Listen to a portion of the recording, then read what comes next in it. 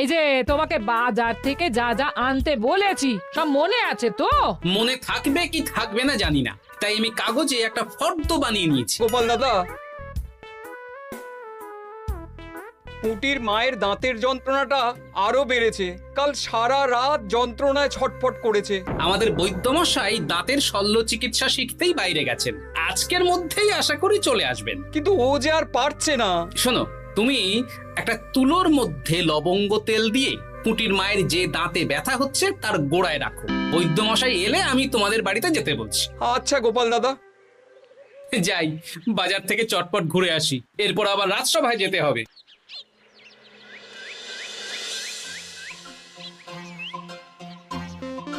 উফ, কি গরম রে বাবা, ছাতা নিয়ে বেরোলে ভালো হতো।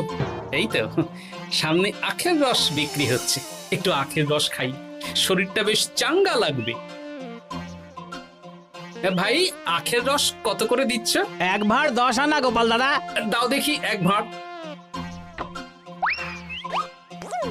আরে, এই যন্ত্রটা কিন্তু দারুণ। ওই আমাদের রাজ্যের বিজ্ঞানী মশাইয়ের অবদান।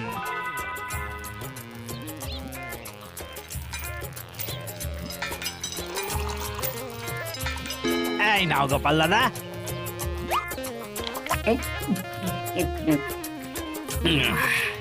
আহ, শান্তি।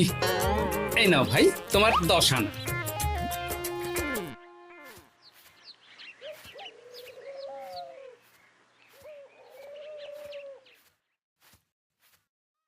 কি রাজবৈদ্য, এই ফিরছ নাকি?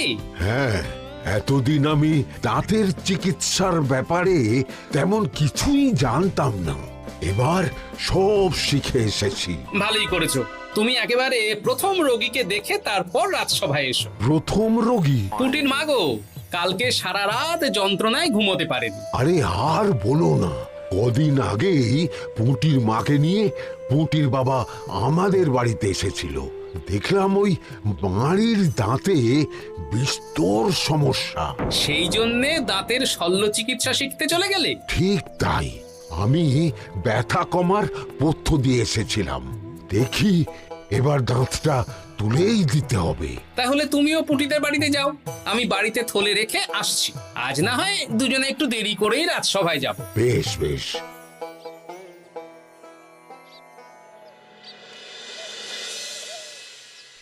দেখুন মহারাজ, দেখুন আজকে রাজবৈদ্য আসেনি, আর ওদিকে গোপালও ডুব দিয়েছে। এই আনন্দে আমাদেরও ছুটি দিয়ে দিন মহারাজ। কি আনন্দে? এই গরমে বাড়ি বসে একটু আমপানার শরবত খাবো আর ঘুমবো। রাজ্যের সেনাপতি যদি বিশ্রামের কথা বলি, তাহলে আমার আর কিছুই বলার নেই।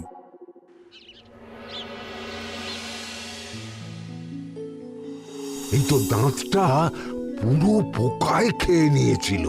এখন দুদিন কোনো কথা বলা যাবে না, শুধু জল বা তরল জাতীয় খাবার খাবে।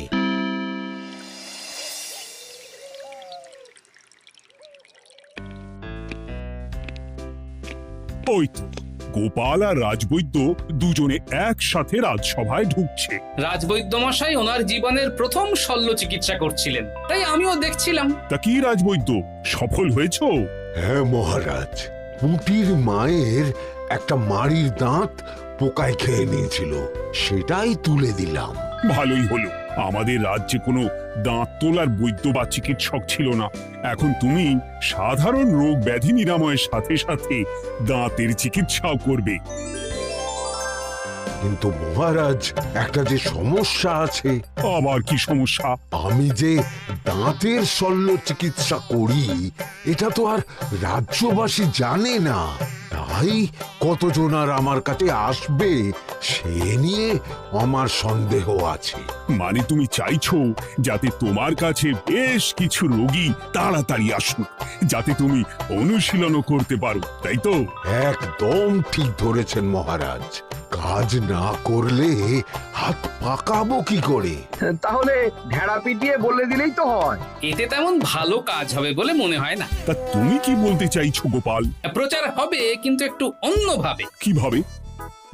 আজ বিকেলে আমি রাজবৈদ্যর হয়ে প্রচার করব, শুনে নেবেন। বেশ। শুনুন শুনুন শুনুন, আমাদের কৃষ্ণনগরের রাজবৈদ্য এখন দাঁতের শল্য চিকিৎসাও করছেন। যারা যারা আমাদের রাজবৈদ্যের কাছে দাঁত তোলাবেন, তাদের দাঁত তোলার পরে দুদিন কোনো শত্রু থাকবে না। চিকিৎসার সময় সকাল 7টা থেকে সকাল 10টা পর্যন্ত।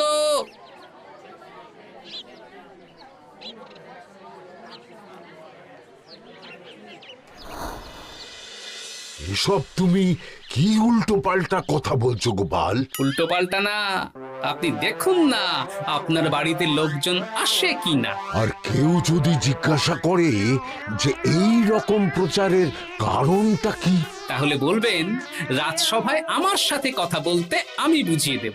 বেশ।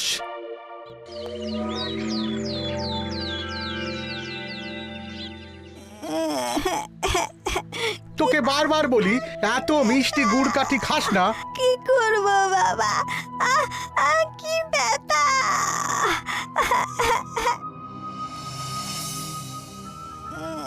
বাড়ি আছেন নাকি বৈদ্যমশাই? হ্যাঁ, আছি আছি। এই আমার ছেলেটার না দাঁতে খুব ব্যথা দুদিন ধরে। দেখছি। তা আপনাকে তো এই রাজ্যে আগে দেখিনি। আমি পাশের রাজ্য থেকে আসছি। শুনলাম আপনার কাছে দাঁতের শল্য চিকিৎসা করালে আগামী দুদিন কোনো শত্রু থাকবে না। ঠিকই শুনেছেন। বেশ, তাহলে বলুন কেন থাকবে না? আগে চিকিৎসাটা করি, তারপর বলছি।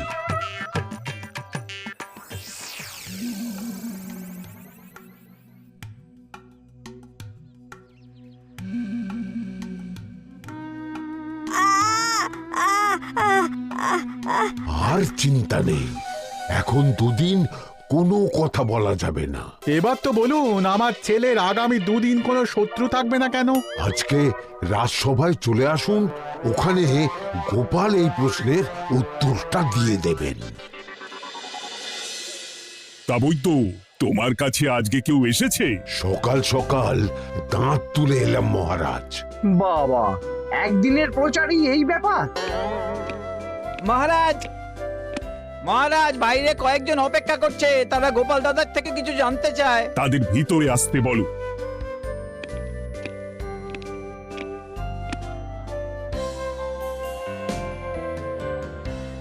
আজ আমার ছেলে বৈদ্যমশাইয়ের কাছে একটা দাঁত তুলিয়েছে।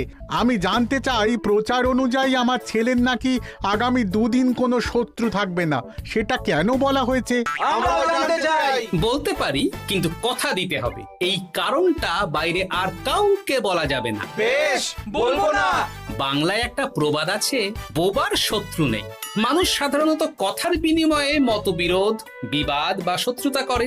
যে ব্যক্তি কথা বলতে পারে না, তাই তার সঙ্গে কথা বলে মতবিরোধ হওয়ার কোনো সুযোগই নেই। মানে যার যার দাঁত তোলা হবে তারা তো আগামী দুদিন কথা বলতে পারবে না। আর কথা না বললে কোনো বিবাদ হওয়ার ব্যাপার নেই। আর বিবাদ না হলে কারো সাথে শত্রুতাও হবে না। কি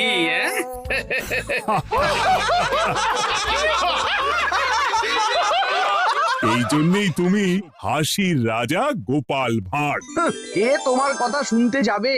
একদিন না হয় প্রচারের চমকে এলো, এরপর কিভাবে আসবে শুনি? এরপর রাজবৈদ্যের সুনামেই লোকজন ছুটে ছুটে আসবে। বাহ বাহ বাহ, তোমার কত জ্ঞান! মহারাজ, এই কথা শুনে আমার মাথাতেও একটা বুদ্ধি এলো। অল্প পুঁজিতে শুধু প্রচারের জোরে এত রোজগার করব না, গোপাল হাঁ করে দেখবে। নিশ্চয়ই কোনো লোক ঠকানোর কথা ভাবছেন। মোটেই না। আচ্ছা, আগামী 3 দিন ব্যাপী মেলা হবে, সেখানেই তোমরা দুজনে তাহলে ব্যবসা করো। বেশ, করব। যে সবচেয়ে বেশি রোজগার করবে তাকে আমি 50 মোহর পুরস্কার দেব। রাজি। মেলার শেষে আমার প্রশংসায় পঞ্চমুখ হবেন সবাই, দেখে নেবেন।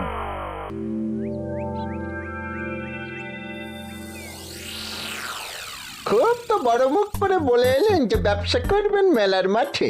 তা আপনি কি ব্যবসা করবেন শুনি? ভাগ্য পরীক্ষার দোকান দেব। মানে?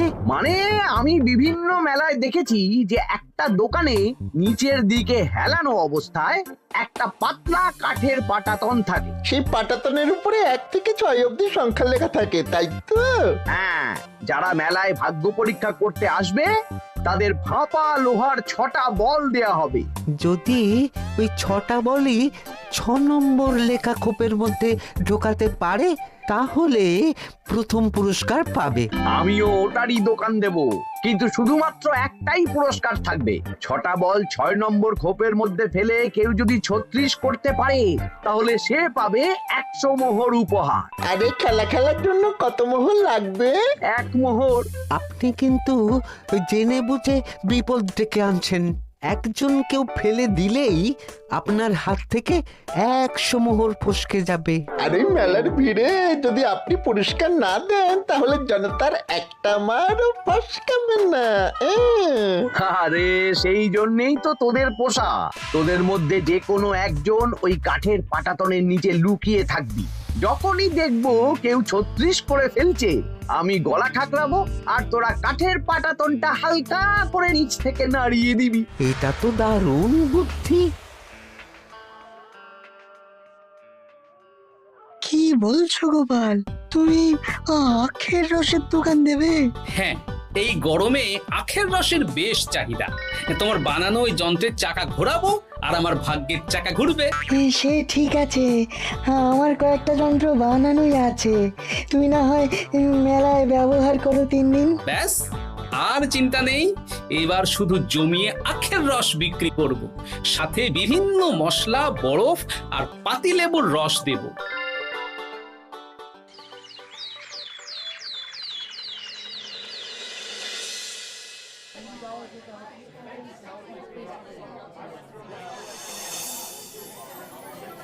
এই দোকানের পানীয় খেয়ে মন হবে বশ। গোপাল ভাঁড় নিয়ে এসেছে ঠান্ডা আখের রস। আরে গোপাল দাদা, তুমি আখের রস বিক্রি করছো? ঠান্ডা আখের রস। কত করে গো গোপাল দাদা? 1 ভাঁড় মাত্র 10 আনা। 6 ভাঁড় দাও। এক্ষুনি দিচ্ছি। আসুন আসুন আসুন, সবাই আসুন। আসুন আসুন আসুন, এদিকে আসুন, এদিকে আসুন, ভাগ্য পরীক্ষা করুন। 1 মোহরে 100 মোহর।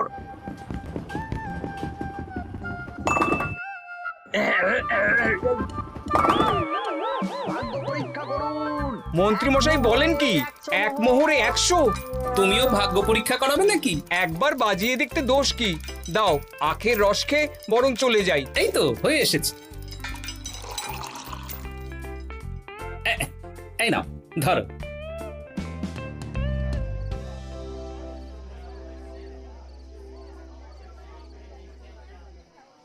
কি মন্ত্রী, ব্যবসা কেমন চলছে? ভালোই। আপনি একবার ভাগ্য পরীক্ষা করে দেখবেন নাকি মহারাজ? না না না, আমি এসবে নেই। জানি আপনার কাছে 100 মোহর নস্যি, তবুও 1 মোহরের বিনিময়ে চেষ্টা করে দেখুন না। আচ্ছা, এত করে বলছো যখন, দেখি। 1 মোহরে 6টা বল। বাবা বাবা বাবা, দেখুন মহারাজ চেষ্টা করে।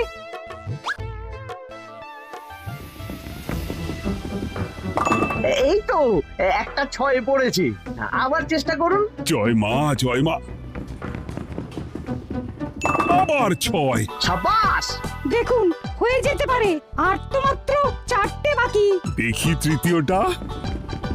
আরে পাস, আবার 6। নিন, খেলুন। এই যা, হলো না। আরেকবার প্রথম থেকে চেষ্টা করবেন নাকি মহারাজ?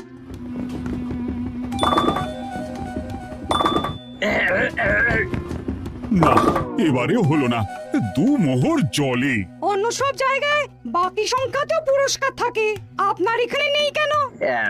আমার এখানে ধামাকা পুরস্কার, তাই বাকি আর কিছু রাখিনি। 36 করতে পারলেই 100 মোহর। এই নাও মন্ত্রী, 2 মোহর।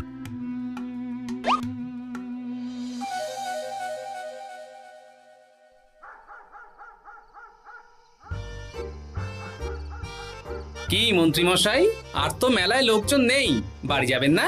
তুমি যাও না, আমি একটু পরে যাব। বেশ, আমি এগোলাম। গোপাল আর মন্ত্রী, তোমাদের কার কেমন রোজগার হয়েছে একদিনে? মহারাজ, কালকে আমার 7 মোহর 20 আনা রোজগার হয়েছে। আমার 70 মোহর। কিন্তু খরচ কিছুই হয়নি, কারণ কেউ 36 করতে পারেনি মহারাজ। আমি তো বলেছিলাম আমি যখন ব্যবসা করব গোপাল আমার ধারে কাছে দাঁড়াতে পারবে না। বেশ, এখনো তো আজ আর কাল দুদিন মেলার বাকি আছে। দুদিনেও আমার 2 কানা করিও খরচ হবে না, শুধুই রোজগার। গোপাল যতই প্রচার করুক আর যতই ভালো আখের রস বানাক না কেন, আমার ব্যবসাকে টপকাতে পারবে না। ঠিক আছে, আজকে আমি একবার ভাগ্য পরীক্ষা করে দেখবো। আমার দোকানে সুস্বাগতম। নাও সেনাপতি, চেষ্টা করে দেখো। দিন বল। আমিও সেনাপতির খেল দেখতে এলাম। প্রথম বল, এই যে গড়িয়ে গড়িয়ে গড়িয়ে 6 নম্বর। সাব্বাস সেনাপতি। আবার 6, তৃতীয়, চতুর্থ, পঞ্চম। আরেকটা ফেলতে হবে। নাও সেনাপতি। ষষ্ঠ বল, এই যা, হলো না। এটা কি হলো? আবার চেষ্টা করো তো সেনাপতি। হ্যাঁ, 3টে হয়ে গেছে, এবার 4 নম্বর। এই যা, 4 নম্বরে চলে গেল। ধুর চাই। ব্যাপারটা কি? মন্ত্রী মশাই গলা খুসখুস করার পরের বলটাই পরপর 2 বার অন্য ঘরে পড়ল। নিশ্চয়ই কোনো রহস্য আছে। না, আজকে রাতে ব্যাপারটা দেখতে হবে। চলুন মন্ত্রী মশাই, পুরো মাঠ ফাঁকা, একা একা মশা মারবে নাকি? আমি পরে যাব, তুমি যাও তো। বেশ।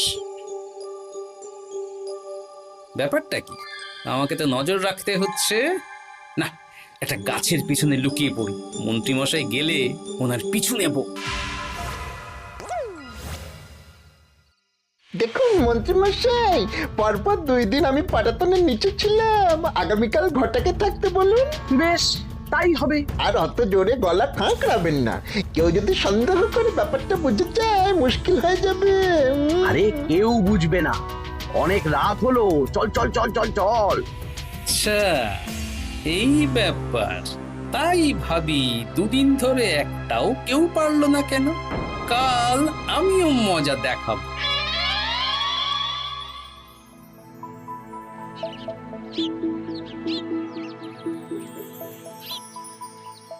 বাবা চলে এসেছেন দেখছি।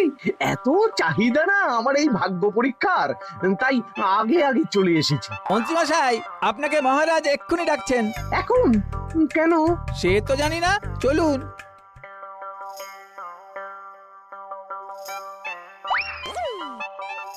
এই বেটা ঘটা, এবার বেরো। এ কি গোপাল দাদা, তুমি? হ্যাঁ আমি। খুব চালাক ভেবেছিস না? মন্ত্রী মশাইয়ের খেলা আজকে শেষ। প্রহরী, একে ধরে নিয়ে যাও।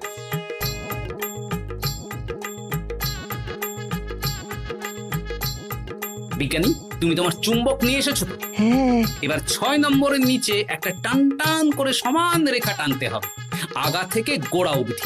তুমি তো সব সকালে বুঝিয়েই দিয়েছো, দাঁড়াও দাগটা টেনে নি।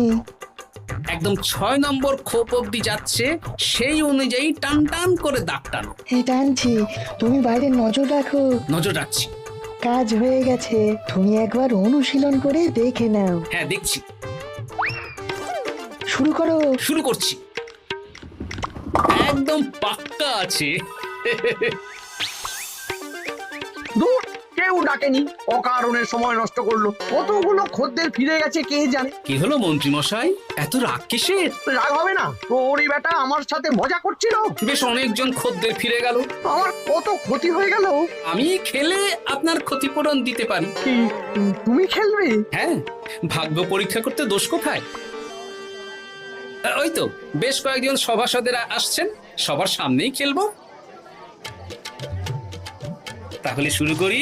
হ্যাঁ শুরু করো। এই বল যা, 6 নম্বরে যা।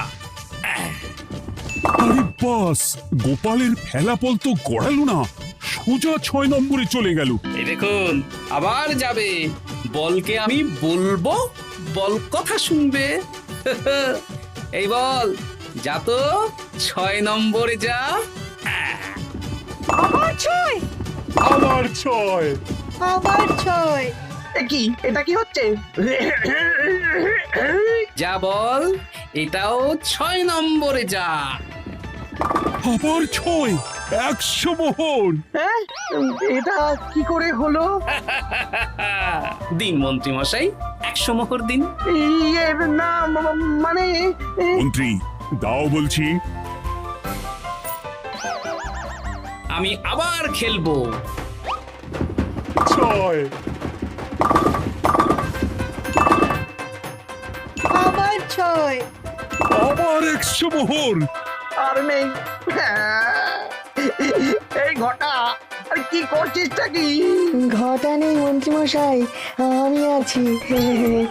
আর আছে আমার চুম্বক। মানে মানে তোমার কারসাজি ধরা পড়ে গেছে মন্ত্রী। গোপাল আমাদের সব বলেছে। আপনি যেমন ছলনা করে ভাগ্য পরীক্ষার ব্যবসা করছিলেন, তেমনি গোপালও ছলনা করে আপনার ব্যবসা উল্টে দিল। তাহলে শেষমেশ কে জিতলো? হাসির রাজা, জ্ঞানীর রাজা, রসিক রাজা গোপাল ভাঁড়। লোকের ভাগ্য পরীক্ষা করছিলাম আর আমারই দুর্ভাগ্য নেমে এলো।